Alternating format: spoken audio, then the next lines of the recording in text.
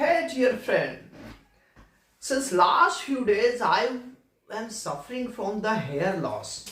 So today I came here with a topic hair loss. What it is, why it is happening, what is the cause, what is the treatment, what is the first line treatment, what is the second line treatment. Now I'm going to communicate, my dear friend. So first we are going to understand what is hair loss symptoms.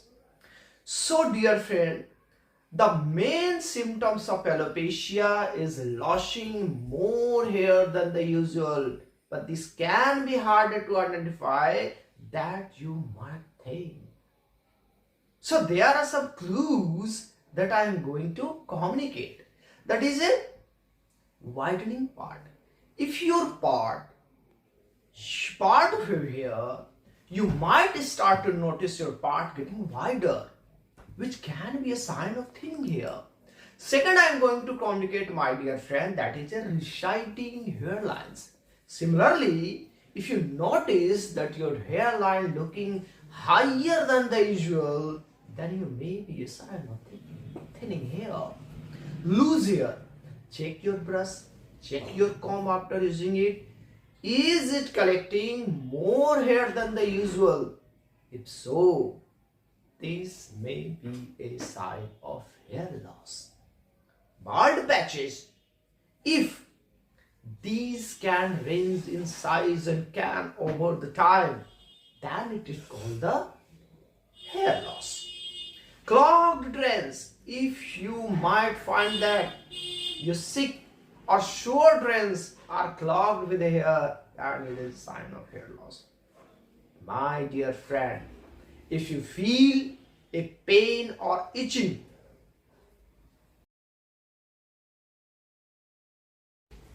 so I'm thinking that if I'm having some hair loss, then what is the cause of hair loss?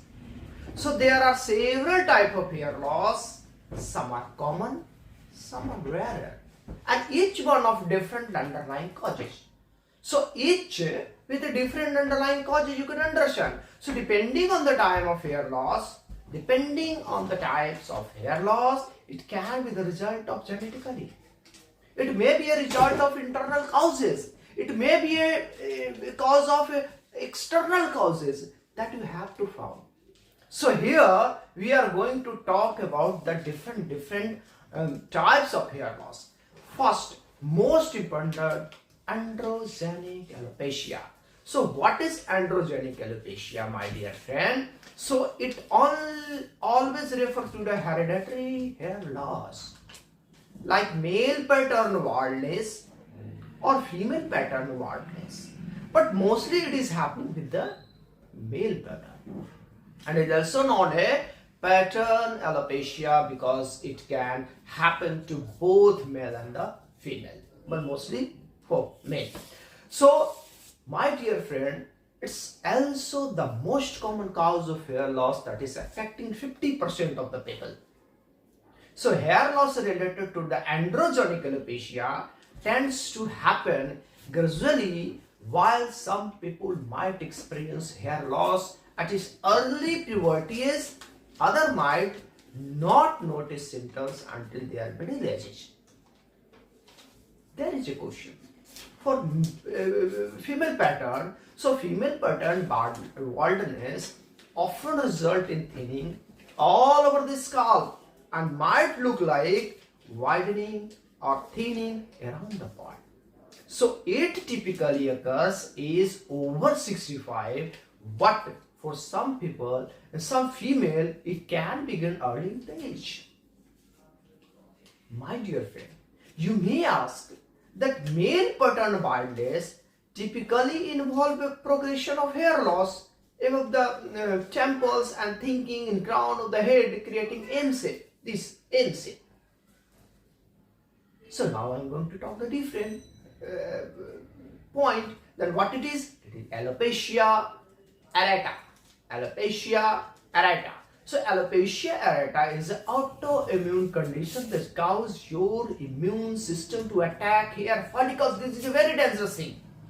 So resulting inward patches that can range from small to large, and some causes of might lead to the hair losses. So in condition to losing hair, your scalp, some people with the alopecia areata losses hair to their eyebrow, eyelashes, or different part of the body. So third one that I am going to talk, that is a Ananjan effluvium. So what is Ananjan effluvium? Ananjan effluvium involves a rapid loss of hair. Rapid. The name is called rapid loss of hair. This usually happens because of radiation treatment, chemotherapy during what is called the cancer. So hair will usually regrow after the treatment stops. Most concerned, that is a telogen effluvium. So what it is telogen effluvium? My dear friend, telogen effluvium is a type of sudden hair loss what I am suffering. So telogen effluvium is a type of sudden hair loss that result from emotion, physical shock like traumatic event, or the period of extreme stress, or a period of extreme illness.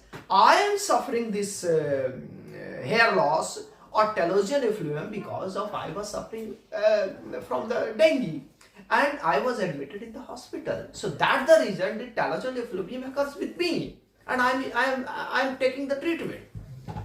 So dear friend, in this segment there are some hormonal changes. What type of hormonal changes? Childbirth, postpartum, menopause, polycystic ovarian syndrome. These are the hormonal changes. Some potential causes of telogen effluvium, what is malnutrition, including vitamins, minerals deficiency, certain endocrine disorder, stopping hormone birth controls, pills, whatever the females are taking, surgery like anesthesia, and this COVID-19 also is a part of. I am also in the part of, because I am suffering from acute illness which is in dengue. Some serious medication, anticoagulant, anticonvulsants, oral retinoids, beta blocker, thyroid medication. These are the drugs can involve in hair loss. So hair loss typically resolve on its own when underlying causes addressed. One most important thing, that is a tinea captis. So what is tinea captis? So tinea captis also as a ringworm on a scalp, ringworm. So a fungal infection can affect the scalp and hair shaft. So it causes small bald patches on the scalp itchy over the time. If it is not treated early, the size of patches will be increased. And if it has pus, so the patches sometimes called the carrion and can cause carrion hair. So what are the symptoms? Brittle hair from neck easily, scalp tenderness, scalp patches to skin and look very bad. So it is a terrible and antifungal medication. So how it is treatable? So it is terrible and treatable after antifungal medication. One most important, that is a very few times I have seen the traction alopecia. What is traction alopecia? So traction alopecia always result to too much pressure on the tension of the hair. Often from wearing it, a tight style, bad, ponytails, burns. These. Now you may think that how can I prevent this loss? So there are a few things that you can do to minimize the hair loss. And what it is? Keep hairstyle loose. If you are regularly styling your hair into braid, buns, ponytails, try to keep them loose and don't too much pressure on your hair. Avoid touching your. Don't do this and this like stylish people. As much as possible, don't try to pull, twist, rub your hair. Pat hair dry. After washing, use as a towel gently to pat your hair dry. Avoid rubbing your hair with the towel and twist within the towels. And lastly, aim for a nutrient-rich, balanced diet. Try to incorporate plenty of iron protein into the snacks and meal. Like blow dryer, heating combs, hair styling, coloring. Stop this belching agent pumps. That is a very bad enemy for your hair. So when to see the doctor about hair loss, fatigue, unexpected hair loss, fever, change in the bowel movement, rashes and skin changes, scalp on the body, resting surgery, changes to the diet and nutrition, any immunization in the medication. This is the thing you are going to talk with the doctors. So doctor may ask you, sir, which vitamin can help the hair loss? So I am just communicating to my friend that vitamin B, especially riboflavin, biotin, folate, and vitamin B12, iron, vitamin C, vitamin D. These are the vitamins which are useful for the hair loss. So use this vitamin and make healthy your hair. So what illness cause hair loss? I have already communicated polycystic ovarian syndrome, scalp psoriasis, sexual transmission infection, and this thyroid disease. So is this possible? There is a legit question comes, is this possible to stop hair loss? Definitely. Yes, my dear friend, that some hair loss causes cannot be reversed. This is true. So for damaged hair follicle from too much tight hair, damaged hair follicles for chemical applied, don't. So now you may ask me, how is hair loss diagnosed? So because so many things can cause hair loss, it's best to schedule the appointments with the medical professional. And if you are notice the change in your hair, and what is that? They shall likely use a combination of your health history. And what they do? They are doing the biopsy and all the things, and then they will find with a number of counts of this hair and find out which type of alopecia you are having. So what they do? They do. So dear friend, you, me, they always thinking that what are the treatment option for the hair loss?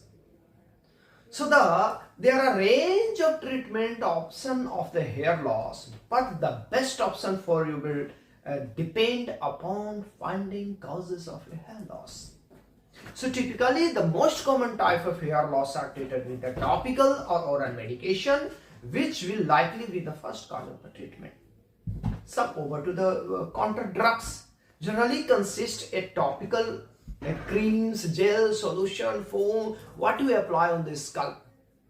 Some doctor and some dermatologists who prefer to minoxidil. So use minoxidil, and some doctor who prescribing medication like Propecia, that's a finasteride. So may help to prevent the further androgenic hair loss. So either you are use the blockers, that is also a drug. So finally I am taking a concern that if you are not able to recover with this two drug, what I told, that is a laser therapy, which can be used. So some another doctor who are telling if you are not able to control the hair transplant surgery that involve moving a small plug on the skin and each with the few hairs on bald part on your skull. So these are the things. So my dear friend,